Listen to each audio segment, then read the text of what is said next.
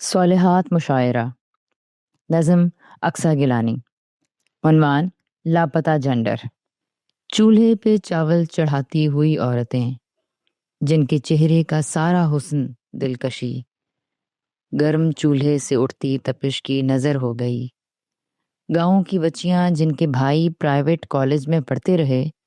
اور انہیں 5ویں تک پڑھا کر سلائی کڑھائی سکھائی گئی۔ قتل بیٹا کرے ڈنڈ بیٹی بھرے، وہ جنہیں 10 برس کی عمر میں بیاہا گیا، جن کو پردے میں بھی نوچا کھایا گیا، جن کو مر کے بھی سکھ نہ میسر ہوا،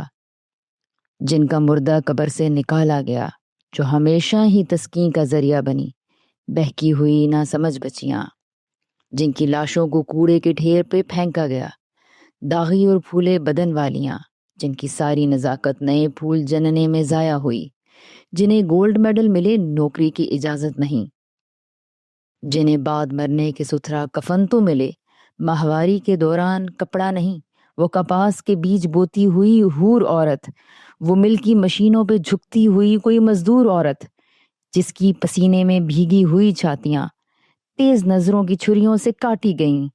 جس کے شوہر نے دوجا بیاہ کر لیا اور وہ زندگی روز مر کے جیتی رہی،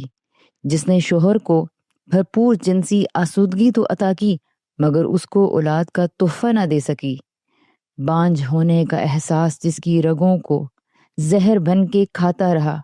جو ساس کو اس لیے نہ جچی کہ جہیز اس کا کم تھا، جس کے شوہر نے کونڈم کے پیسے بچا کر اسے 12 بچوں کا ریوڑ دیا، وہ بھوکی پیاسی عمر بھر وہ ریوڑ چراتی رہی اور بکھرتی رہی، جس کا محبوب وعدے نبھا نہ سکا، جس نے ابا کی مرضی سے زندہ بدن اس سوداگر کو سونپا، جسے زندہ مردہ سے تھا کوئی مطلب نہ کوئی غرض تھی، وہ اس کے لیے پالتو جانور تھی، جس نے بچوں کی خاطر ایک اجنبی سے گزارا کیا، جس نے وٹے میں بیاہے ہوئے بھائی کی شادمانی کی خاطر ہمیشہ مظالم سہے چپ کا روزہ رکھا، اور بھائی نے بیوی کی باتوں میں آ کر کبھی جس کو ہنس کر بھی دیکھا نہیں، جس کے ابا نے بیٹے کی خواہش میں 6 بیٹیاں پیدا کیں اور 6 بیٹیوں کی وراثت بھی بیٹے کی جیبوں میں ڈالی،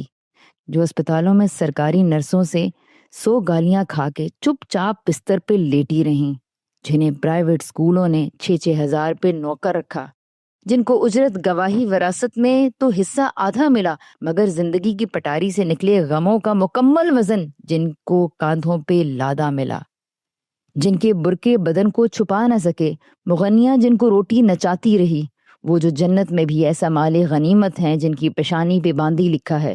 جھانسی کی رانیاں جو نسل کو بڑھانے میں الجھی رہیں، نہ بنی فلسفی نہ نبی ہو سکیں، جو ہمیشہ سے ہیں اور کہیں بھی نہیں،